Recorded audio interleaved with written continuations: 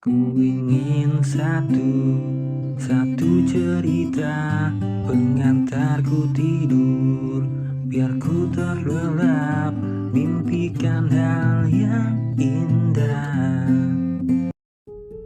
Si kancil akhirnya bisa bernafas lega. Ia berhasil menghindar dari kejaran harimau yang ingin memangsanya. Kancil pun merasa jika dirinya bukan hanya hewan yang pintar, tapi dia juga bisa berlari dengan sangat cepat. Tanpa disadari, hal ini membuat kancil menjadi besar kepala. Dia menganggap jika di hutan ini tidak ada satu hewan pun yang bisa mengalahkannya dalam segi apapun. Harimau dan buaya saja bisa kuperdaya. Bahkan mereka juga tidak mampu mengejarku. Sepertinya tidak akan ada hewan di hutan ini yang bisa mengalahkanku, ujar kancil dengan sombongnya. Tanpa disadari, kura-kura sedari tadi memperhatikan gerak-gerik kancil. Ia pun dengan perlahan menghampiri si kancil yang sedang beristirahat di bawah pohon yang rindang. "Hei kancil, apa kabarmu?" Kamu kura-kura? Kabarku baik. Ada perlu apa kamu menemuiku?" "Tidak apa-apa kancil, aku hanya tidak sengaja melihatmu berlari dari kejaran harimau tadi. Memang apa yang sebenarnya terjadi, Cil?" "Tadi aku terjepit dan terjebak di antara batang-batang bambu. Tapi aku bisa memperdaya harimau dengan tipu muslihatku. Harimau menjadi sangat marah. Untungnya dengan mudah aku berhasil lari dari kejaran harimau yang tidak mampu mengejarku," ujar kancil dengan bangganya. Kura-kura yang rendah hati pun memuji kancil yang bisa berlari dengan sangat cepat, bahkan mengalahkan harimau yang terkenal sebagai pelari yang ulung.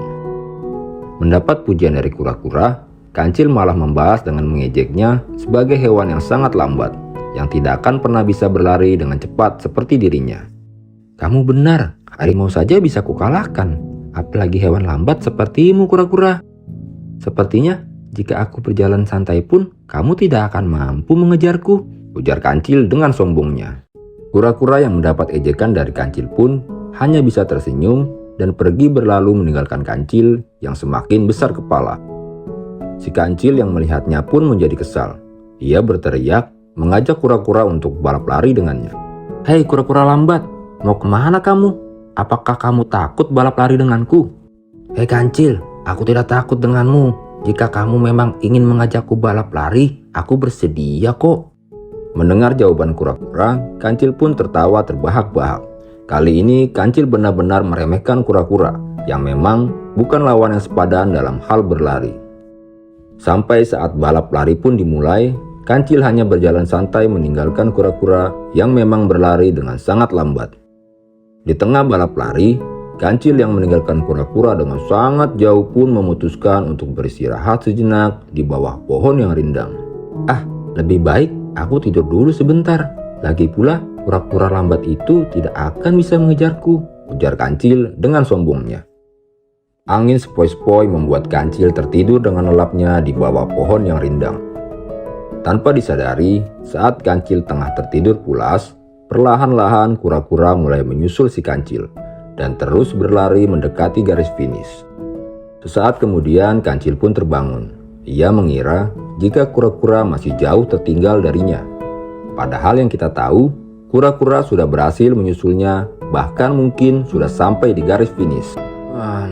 Aku sudah tertidur saja, kura-kura tidak bisa mengejarku. Dasar lambat, umamnya. Kancil pun mulai kembali berlari demi memastikan kemenangannya dari si kura-kura. Hingga akhirnya kancil sampai di garis finish. Namun kancil kaget karena ternyata kura-kura telah sampai terlebih dahulu dan telah berhasil mengalahkannya.